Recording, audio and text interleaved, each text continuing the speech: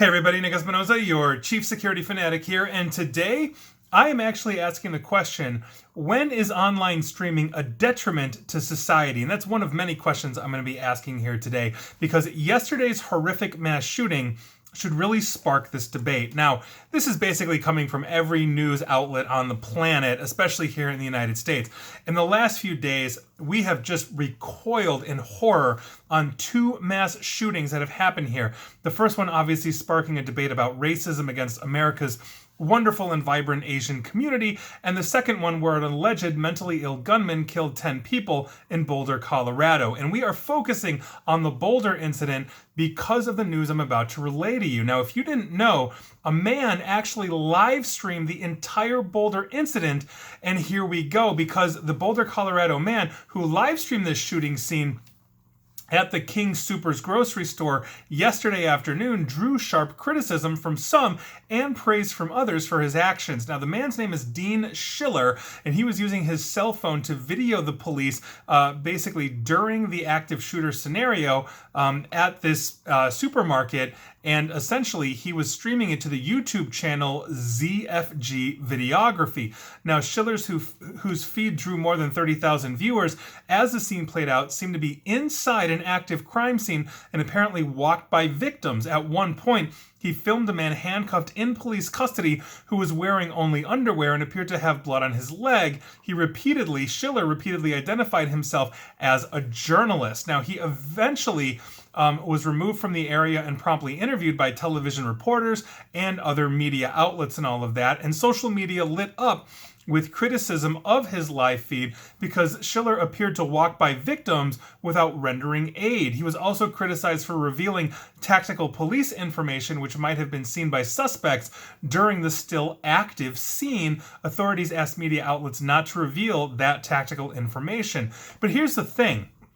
He's not a journalist for any reporting outlet. He's a citizen journalist. So my first question is, where does the need for a scoop outweigh the need to help society? This isn't like a nature documentary here where the crew lets the polar bear eat the herd of penguins because it's a circle of life. This was a mass shooting where people are bleeding out and dying. So my next question inevitably is the need for this scoop or the streaming views outweigh the need to help a fellow human? Is it more important to document the events as they unfold, or is it more important to help others? And I think this is a debate, and I think that we're going to all have our own answer here. Personally, if I was in this position, I would not be identifying myself as a journalist unless I was an accredited journalist. I would probably say citizen journalist, and I think my credentials in that would be iffy given the outlets that I write for. You might tag me as a journalist, or you might tag me as a citizen journalist, depending on what platform you read me on, whether it's Forbes or here on YouTube or SoundCloud or anywhere else.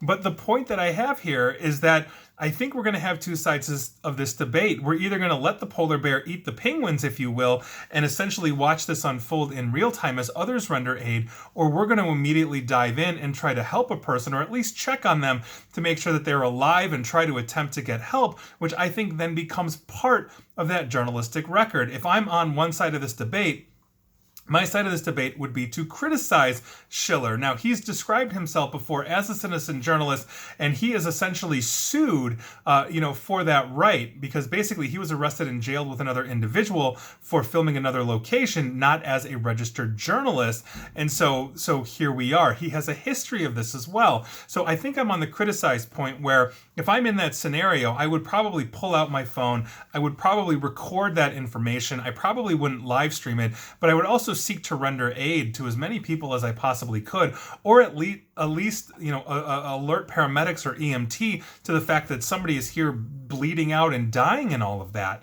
That's something I think he should have done, but you're going to have your own opinion on this. But I think the overarching theme here is, do we have such a need in society to have streams and views and likes and be labeled as whatever we want to be labeled, that it essentially supersedes the potential life of another person in this situation? And I think that's the deeper debate here. What do we do in a situation like this? Should this be actually considered a crime, as you are essentially not rendering aid when you should be rendering aid? A lot of states counties and governments have Good Samaritan laws that require you to do that. And if you don't, you could potentially be arrested. That was literally the final episode of Seinfeld. Not to give spoiler alerts away, but basically the crew of Seinfeld, if you remember that TV show, sat there and watched somebody be mugged and therefore got arrested and put on trial for not helping.